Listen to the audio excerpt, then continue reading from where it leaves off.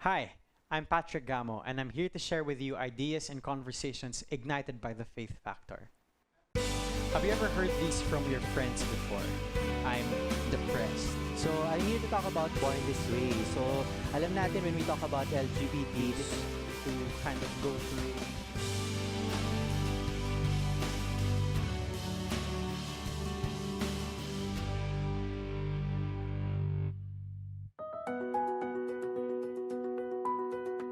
Have you ever heard these from your friends before? I'm depressed, or I'm bipolar, or na-OCD lang ako. We live in an age where people are growing more and more aware of mental health and mental health conditions.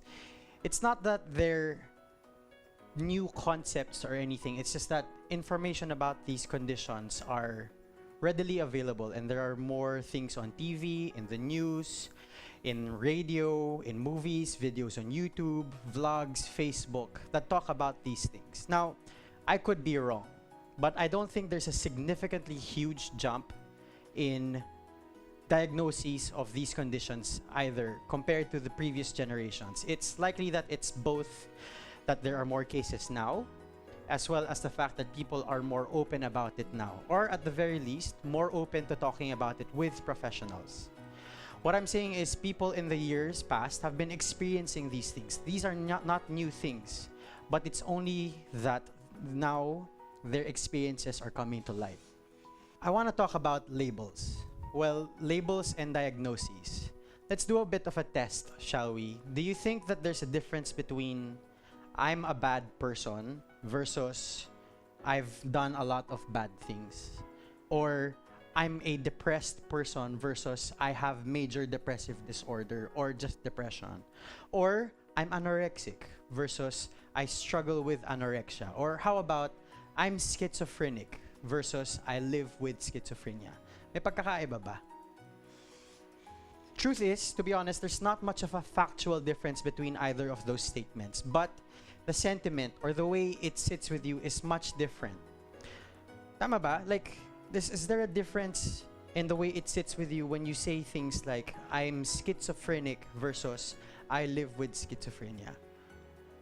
There was research way back in 2001 that found that using friendlier, more politically correct labels for people who have been diagnosed with a mental health condition results in less negative reactions from other people and gives the perception that the condition can change or improve and is not permanent. The phenomenon has been studied more and more since then, and the literature pretty much affirms it. Diagnoses or psychiatric labels cause negative effects on the people, not just the person who is diagnosed, but also on how the same person is seen by other people. It's no secret that here in the Philippines, there's a huge stigma on mental illness. And honestly, the labels don't help with the elimination of that. The labels themselves contribute to the stigmatization of people and to the broader image of mental illness. That's what I'm here to clear up. Diagnoses, labels, they're not death sentences. They're not permanent. They don't dictate how a person lives or determine what the person does for the rest of his or her life. The Diagnostic and Statistical Manual for Mental Health Disorders, or the DSM, that's what we psychologists use to kind of go through what the symptoms of or give diagnoses to people are. Wasn't created to put people in a box. It was created for the purpose of just describing what the person is experiencing, their symptoms. That's all. A description of the experience, not a description of the person themselves. The truth is, we all live with difficulties. Diba? Difficult thoughts, difficult emotions. We all experience sadness, anger, worry, fear, stress in our lives. It's also fairly common that we don't fully understand what goes on in our heads, and our minds beat us up and tells us that we're not good enough or that someone else is better, etc., etc. There are some people who experience these things much longer than other people would, and there are some people who are impacted harder or more affected by these situations. It happens. We all live in different circumstances. The good news is, all of these things can be helped. people can learn to live healthy, meaningful lives of purpose even if they are diagnosed with a mental health condition. Yes, you heard it from me. People have been diagnosed with bipolar disorder, generalized anxiety disorder, or schizophrenia, or major depressive disorder, and they're all able to live healthy, meaningful, full lives. They're able to form functional relationships. They're able to have good, successful careers. They're not necessarily miracles of modern medicine. It's really just possible. Because it happens when you have a little bit of hope, give a little love, have a little faith, and the most important thing is you get the right help. Whether it's help from a medical professional or a counselor or a psychotherapist or even just a friend, a family member, it's possible because that's the key. It's about getting help. The question posed is, how do I know whether I'm just sad or actually have depression, and what am I supposed to do about it? The answer is, the only real responsible way to know is to get an official diagnosis from a psychologist or a psychiatrist. If you're going through anything difficult, whether it has to do with your thoughts or your emotions, and it's getting in the way of you doing the things that you need to do day to day, don't hesitate to seek help, whether it's professional or from somebody you know. It can and does get better. Hi. I'm Hero, Hi, third Hero. year. You said something about don't hesitate to seek for help, especially from a professional or what. Paano yung people na tawag dito? Di ba kasi when seeking for prescriptions or anything, you have to pay. So paano yung people na who can't afford to see a doctor or what? Okay. That's a really, really good question. Oh, sorry, you're not. That's Okay, that's a really, really good question because people aren't aware, and that's fine. It's not their fault, but people aren't aware that there are free resources. So, for example, you spoke about or you asked about specifically prescriptions. Prescriptions usually come from psychiatrists kasi they are medical professionals. PGH offers free medical consultations, psychiatric consultations, and they also endorse things like the person with disability card for psychosocial or psychological disability. They don't really call it a disability, but they have different classifications kasi of disability. So it comes from them often, and it's free. So the consultations, the prescriptions, of course the medicines aren't free, but the prescriptions and the consultations with them on a regular basis, those don't cost anything. Pag PGH. But there are other resources as well. Like sometimes one of the things I want to clarify is that not all mental health conditions, I refer to them as mental health conditions because that's what it's referred to in the mental health law. Pero it's the same as mental health or mental illness. But not all mental health conditions require medication. There are people who go through or work through depression without ever having to take an antidepressant. There are people who have generalized anxiety disorder or panic disorder who never have to take medicine in their lives, and it's fine. But the key is getting the appropriate help. Yung prerogative or the judgment of what is appropriate also lies with the professional, because sometimes you have to make the judgment na parang, okay, you are going through, not you yourself, but for example, somebody comes up to me and says, or tells me about symptoms of severe schizophrenia. Things like hallucinations, auditory hallucinations, visual hallucinations, impulses, ganyan. There's only so much that talking about it or you learning skills to deal with it can do, that it takes a little bit more of an extra push. That's where the meds come in. Okay. Did I answer your question? Okay. Thank you, Hero. I'm Marco po. Hi, Marco. I want to ask po, how would I... Tagalog na lang po. Paano po ako mag-a-advise someone na gusto mag-seek ng professional help, paano ko po sila sasabihan kung gusto po nila mag-seek ng professional help? Okay.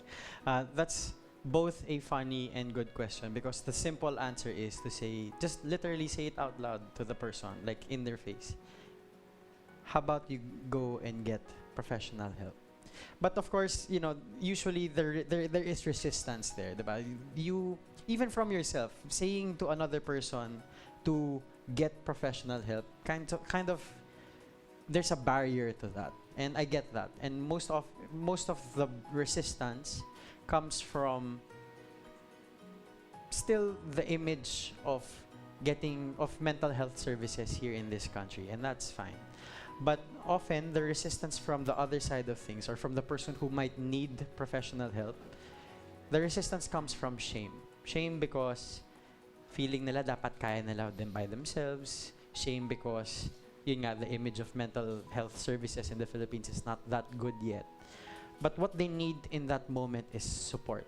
Support na parang, or at least education from you, na parang, sabihin natin, sinabi mo, hey, I don't know, for example, hypothetically, ang sabihin mo sa kanya is, I don't know how, I've tried everything to help you, and I want you, I don't think I'm effective, or I'm not as effective as if you were to get additional support or additional help from a professional.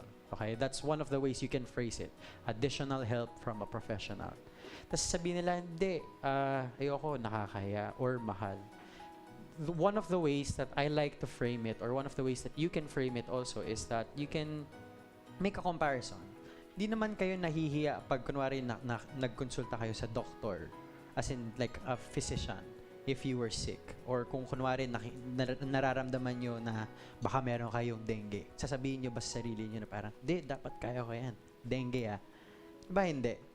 So, there's no shame in that, right? Because that's the doctor's job. Or at the same time, sabihin natin, knocking on, hindi siya wood. Okay, knocking on wood. Nagkakaso kayo, like criminal case or legal case at the very least. Sasabihin nyo ba sa sarili nyo na, di, kaya kong labanin yan by myself. Hindi, di ba? Sino yung kikitain nyo? Sino kukonsultahin nyo? Lawyer. Di ba? And there's no shame in that either because that's their job. Or kung gusto nyo maging swole, di ba? Or kung gusto nyo maging mas batak, tapos pupunta kayo ng gym, tapos siguro, lampayatot kayo, or payat kayo, or weak kayo, tapos nakakita ka ng 45 kilograms na barbell, or whatever. Pupunta ba kayo doon, tapos bubuhatin nyo, tapos sabihin nyo, hindi, kaya ko na to. Hindi, di ba? Fitness instructor, it's their job. Just like it is our job to help people with their psychological, their mental, cognitive, emotional, behavioral problems. That's our job.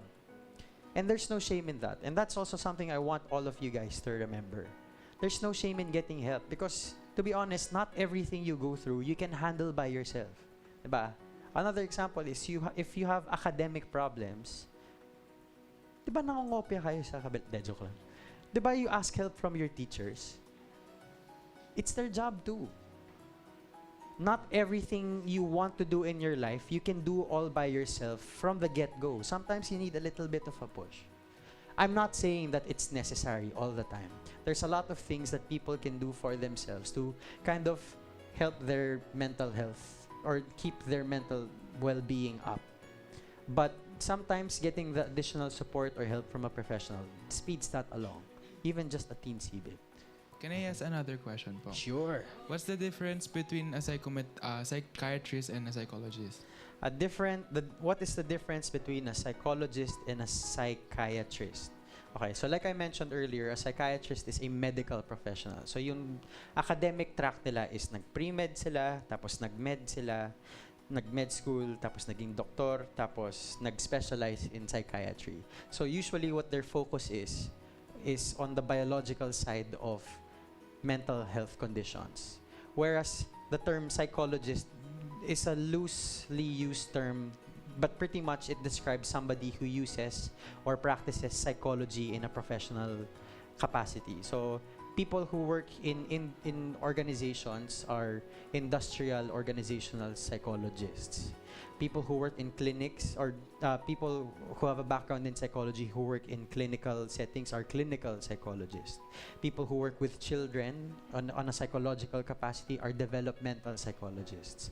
So it's a loose term, but often so there are many different things too. There's research, there's a whole research aspect to it. But there is, it's a loose term. But anybody who practices psychology on a professional capacity is a psychologist. I myself, technically, so in the Philippines, we have this regulatory board for psychologists. So the license for it is the registered psychologist. In that technical aspect, I'm not. But what I am is a psychotherapist. What I do is I use psychotherapy, to help people, or psychotherapeutic interventions to help them with their psychological problems. Whereas a clinical psychologist might use other means, other interventions. That makes sense. Thank you po. Thank you. About depression, do you really have to acknowledge first that you're depressed, or is it like a process or thing that you don't really have to acknowledge? It happens agad. Kasi Sige. on Twitter, I usually read, I've read some tweets from woke people that hindi mo masasabi kung depressed ka daw talaga. Like, nasa yun na agad yun. Hindi mo masasabi kung depressed ka or what. Okay. See, the first thing I want to address is that there's a key difference between being depressed and having depression. Being depressed means like the sadness is heavy and there's a period of time that it's happening. But it's normal, it's natural, it comes and goes. So everybody has some seasons where they're down, and you can call that like a depressive state, but that doesn't necessarily mean that you have major depressive disorder. In terms of major depressive disorder or major depression, there is a way to tell if a person really has major depressive disorder. But that's not your job. That's my job. There's a list of symptoms, list of signs that we have to take note of, or we kind of have to make a checklist of when thinking or when dealing with people who say that they have depression. Like things like hindi na sila usually it's within a time period. So things like hindi na sila pumapasok, hindi na sila nagfa-Fortnite or nagpa-PUBG or nagro-ROS or whatever, or di na sila kumakain, di na sila natutulog, yung grades nila, not because hindi sila pumasok, pero grades nila bumaba. So things like that. So there's a list of things that we go through. So there's a way. Now, your original question was, do you need to acknowledge for yourself if you are depressed or if you are sad? At least that's the way I understand when you say depressed. To get through it, I would say yes. I was thinking about saying maybe not 100% yes, but actually 100% yes. It's the same thing as, troubleshooting a math problem or maybe troubleshooting car problems. Parang 'di ba pag may problema ang kotse, hindi naman sa parang sige, maayos din 'yan. 'Di ba parang you check which aspect of the car is a problem. Oh, it's a flat tire. Then at least you know how to address it. Okay, flat tire, replace natin. Faulty engine, palitan natin or something. Or maybe there's a loose screw somewhere else. But the key thing is you identify what the problem is. And part of the problem is that there is sadness there. But at the same time, there's a reason for that sadness. And that we need to also acknowledge that. I espouse this, not philosophy, but this therapeutic framework that is which the key aspect or the key perspective is acceptance. You can't begin to deal with something that you don't accept. Diba? Pag refuse ka ng refuse, anong gagawin mo? Diba? Does that make sense? Yeah. Thanks. Thank you. Thank you for listening. Again, I'm Patrick Gamo, inviting you to keep on sharing ideas and conversations ignited by the faith factor.